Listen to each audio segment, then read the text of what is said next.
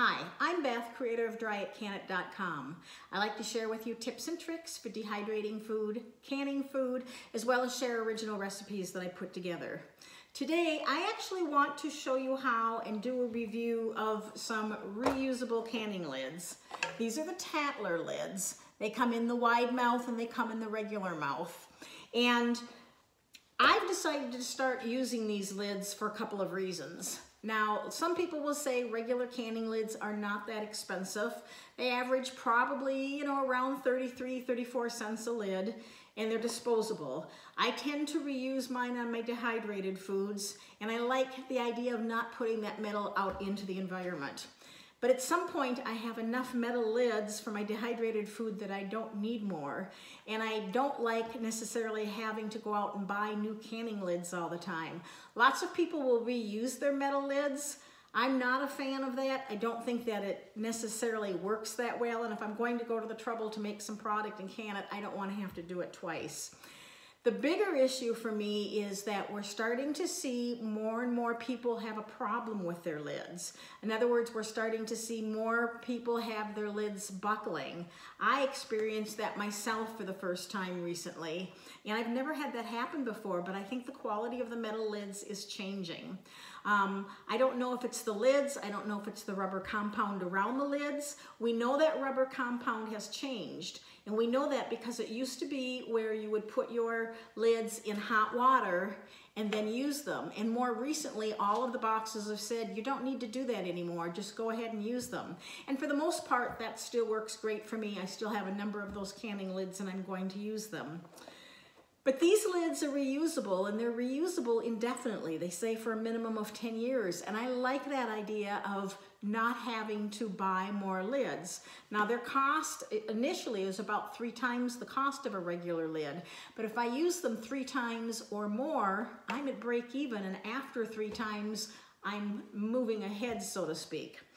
But they work differently, I'm finding, than regular lids. And so I want to demonstrate for you how to use these because it's a little bit different than what we're used to, okay? So this really is kind of a combination how-to and a review about what I think about these Tattler lids. So I'm going to put these aside for the moment.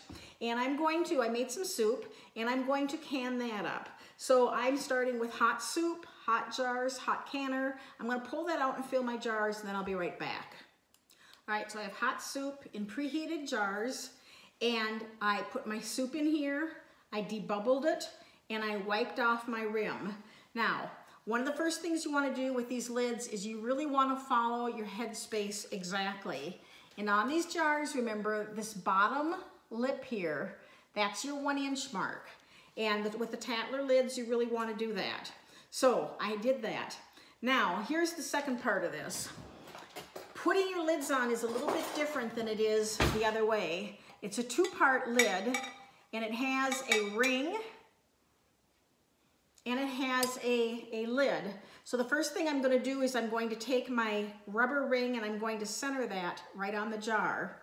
Now, it's important with these lids that you actually take and put them in scalding water, in other words, boiling water, and then let them sit. I put a plate over them. Here's the other thing that's a little different. So I have my ring, I had wiped my jar off, I have my ring I set on, I put my lid on, I'm putting my screw band on. Now this is what's different. I'm gently gonna hold this, I'm gonna take and turn this, but as soon as the jar moves, I'm done tightening it. And then I'm putting it into the canner, okay? So that's a little bit different than we've done in the past. Now, okay, it's hot, don't do that again. So again, I'm gonna do a second one here, and I'm gonna show you this again because it's really an important step if you're going to get these to work for you. So anytime you're canning, remember you do want to debubble. For almost everything, juice probably is about the exception. I want to get to that 1-inch mark. If I had half vegetables and half soup here, or broth I should say, then I would go for the 1/2-inch mark. But I'm right at the 1-inch there. Now, again, I'm going to debubble. You always want to debubble with plastic or wood. Don't use a knife because that can degrade your glass over time. I'm going to take something and wipe off the rim so that I know it's really clean. Could use vinegar if I wanted, but with these, I had read that it's better not to use vinegar simply because it might degrade the ring after time. So again, this time I'm using a wide mouth one. I'm taking my ring and I'm setting that over the lid, the lip of the jar, I guess, maybe even the lid.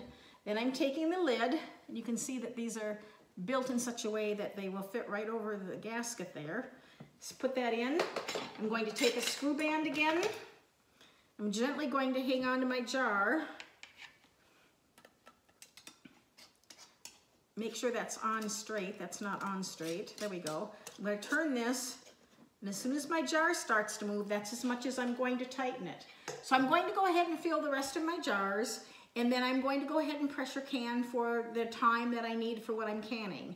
I'll show you on the back end how we take care of this. So be sure to watch till the end. My pressure cooker just finished the soup with these new lids, so let me just show you what the difference is now. So I need to open up my pressure canner. And let me show you what the difference is. So what I'm going to do is I'm going to bring out a couple of my soups here, and they're boiling and bubbling. And what you want to do is you want to let these sit for no more than 1 to 2 minutes. I'm just checking the time there. And they are boiling. This one I wish, oh yeah, it's boiling on the inside. So you're going to let it sit for 1 to 2 minutes. And normally you're going to let it sit for 1 to 2 minutes, and you aren't going to tighten your lids. This is what's different about these, is you actually are going to tighten these pretty good, but you need to let them sit for a minute or so first. And then of course, after I tighten these lids, they will sit for the normal 12 to 24 hours to set. So we let these sit for just a minute or so. The bubbling action is really good on this one, a little bit slower on this wider one. But I'm just gonna grab the jar with a towel because it's hot, and it's really hot. There's steams coming out here. And I'm going to tighten that lid really as much as I reasonably can without forcing it. I could feel the steam coming through the lid there. So same thing with this one. You see the lid turns, and I'm going to tighten that. Ouch. I'm going to tighten that until I get some pretty good resistance. So unlike your traditional metal lids, where you're going to take it out and you're going to leave it, these you actually want to tighten down.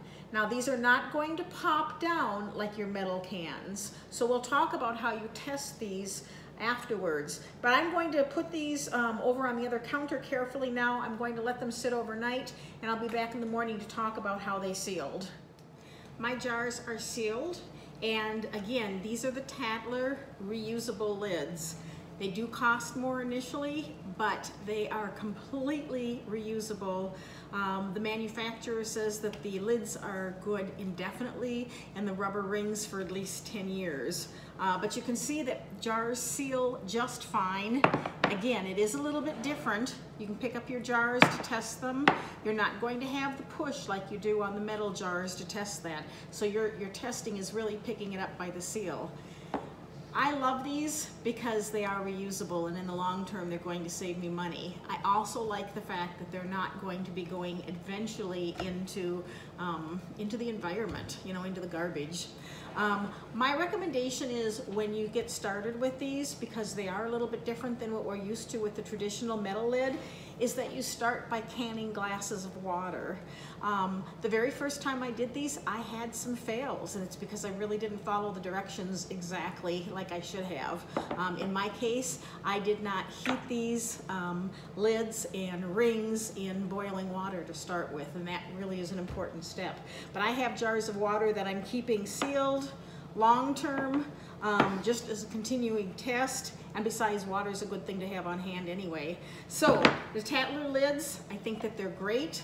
I think if you're interested in trying these, I've got a link below. I think that they're definitely something you want to consider, not only to save money in the long run, but also to save the environment. So if you like this, thumbs up, subscribe to the channel. Appreciate you watching. Thank you, and happy canning.